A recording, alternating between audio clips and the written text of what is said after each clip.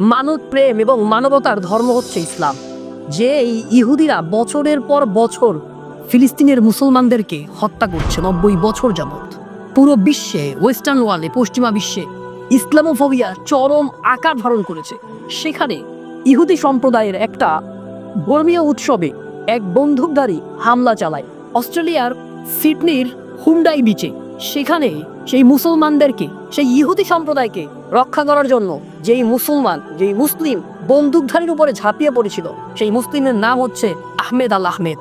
এই আহমেদ আল আহমেদ নিজের জীবনকে তুচ্ছ করে, পরোয়া না করে তিনি সেই বন্দুকধারীর উপরে তিনি ঝাঁপিয়ে পড়েছিলেন।